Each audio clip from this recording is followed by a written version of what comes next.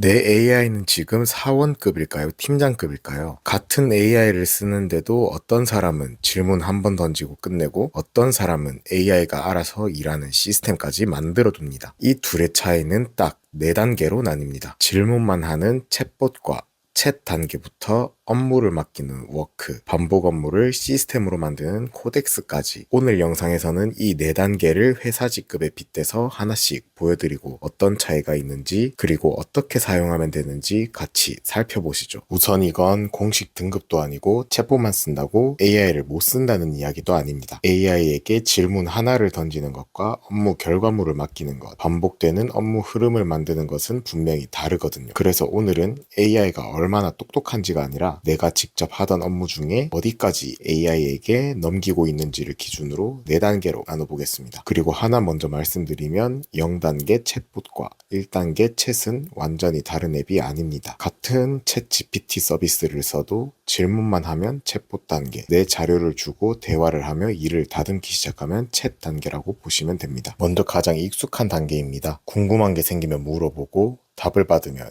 제가 일을 이어하는 방식이죠. 예를 들자면 제가 이번 주 AI 뉴스에서 영상으로 만들 만한 소재가 뭐야? 라고 물으면 AI는 소재를 몇 개 추천해 줄 수 있습니다. 하지만 어떤 소재를 고를지, 사실인지 확인할지, 어떤 시청자에게 어떻게 설명할지는 결국 제가 다시 해야 합니다. 그래서 이 단계의 AI는 업무를 맡은 직원이라기보다 옆자리 신입에게 잠깐 물어보는 느낌에 가깝습니다. 물론 이것만으로도 충분히 좋습니다. 문제는 여기서 멈추면 AI가 내 일을 줄여주는 정도에는 한계가 있다는 거예요. AI에게 질문만 하고 끝낸다면 0단계 인턴급입니다. 다음 단계로 가기 위해서는 답을 알려줘가 아니라 이 자료를 가지고 나와 같이 이 일을 해보자로 바뀌는 순간입니다. 이 단계부터는 AI와 진짜로 같이 일을 하기 시작합니다. AI가 처음부터 정답을 내는 게 아니라 제가 자료를 보여주고 원하는 방향을 말하고 결과를 보면서 계속 다듬습니다. 예전에는 프롬프트를 한 번에 완벽하게 써야 된다고 생각했는데 지금은 이렇게 대화하면서 결과물을 맞춰가는 방식이 훨씬 현실적입니다. AI가 초안을 만들고 저는 그 초안을 기반으로 이건 내 시청자와 맞지 않는다. 이 부분은 조금 더 쉽게 표현이 돼야 될 것 같다. 이런 방향은 좋다.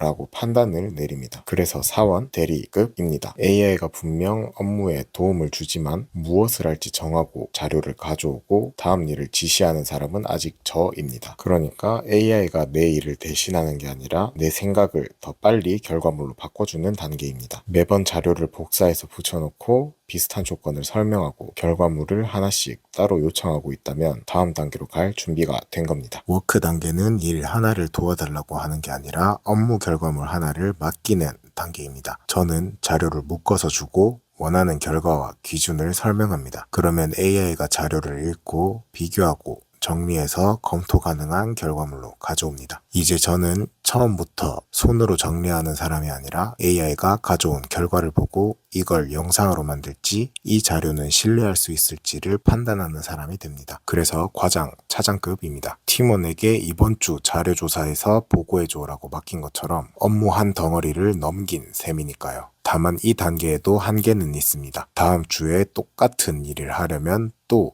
자료를 모으고 기준을 설명하고 지난번 형식을 다시 맞춰야 할 수 있습니다. 워크도 반복해서 사용할 수는 있지만 반복 업무가 항상 같은 기준으로 안정적으로 돌아가려면 그 기준 자체를 따로 저장해야 됩니다. 다음 단계로 가는 기준으로는 매주 혹은 매번 같은 자료 조사를 한다. 항상 비슷한 기준으로 정리한다. 결과물 형식도 거의 같다. 이 3가지가 겹친다면 코덱스로 넘어갈 후보입니다. 코덱스 단계는 AI에게 결과물 하나를 맡기는 것을 넘어 반복 업무가 돌아가는 방식을 만드는 단계입니다. 예를 들어 저는 AI 관련 인터뷰를 차고 핵심 인사이트를 뽑고 검증한 뒤 노션에 저장하는 일을 앞으로도 계속 반복하고 싶었습니다. 그래서 이번 한 번만 해줘가 아니라 인터뷰 원문을 우선할 것, 뉴스는 배경 확인 확인용으로만 사용할 것, 자동 자막 자료는 주의 표시할 것, 승인 전에는 노션에 저장하지 말 것 같은 업무 규칙을 먼저 정했습니다. 그리고 이 기준을 플랜 모드로 설계하고 스킬로 저장하고 목표 모드로 테스트하면서 반복해서 사용할 수 있는 흐름으로 만든 거죠. 이제 제 역할은 매번 자료를 읽고 복사하는 사람이 아니라 어떤 자료가 중요한가, 어디까지 자동으로 해도 되는가, 저장 전에 반드시 확인해야 할 것은 무엇인가를 정하는 사람이 됩니다. 그래서 팀장, 부장급이라고 정한 겁니다. 팀장이 일을 안 하는 사람이 아니라 일이 돌아가는 기준과 역할을 정하는 사람인 것처럼요. 여기서 반드시 넣어야 할 안전장치가 있는데 AI가 알아서 일한다는 말은 아무 권한이나 주고 방치한다는 뜻이 아닙니다. 정해둔 기준과 권한 안에서 반복 업무를 처리하게 하는 것입니다. 처음에는 외부 서비스 저장이나 게시 같은 행동은 승인 요청으로 두고 실제로 잘 작동하는지 확인하면서 조금씩 맡기는 범위를 넓히는 게 안전합니다. 그러니까 무작정 코덱스를 쓴다고 바로 팀장급이 되는 게 아니라 매번 설명하던 업무 방식을 안전하게 반복할 수 있게 만들었을 때 팀장급에 가까워진다 라고 할 수 있습니다. 자, 그럼 이렇게 정리할 수 있겠습니다. 여러분이 지금 챗봇 단계여도 괜찮습니다. 중요한 건 처음부터 코덱스로 점프하는 게 아니라 내가 가장 자주 하는 일 하나를 딱 다음 단계까지만 넘겨보는 겁니다. 같은 것을 매번 고민한다면 챗, 자료를 모아 분석하는 일이 많다면 워크, 매주 같은 기준으로 리서치를 저장한다면 코덱스, 이런 식으로요. 저도 아직 모든 업무를 AI에게 맡기는 사람은 아닙니다. 다만 AI를 쓰면서 가장 크게 바뀐 생각은 이걸 더 빨리 해야지가 아니라 이 일을 내가 매번 처음부터 해야 되나? 라는 질문이 생긴 점이었습니다. 여러분도 지금 가장 귀찮은 반복 업무 하나를 떠올려 보세요. 그 일이 지금 챗봇 단계인지 챗으로 같이 할 수 있는 일인지,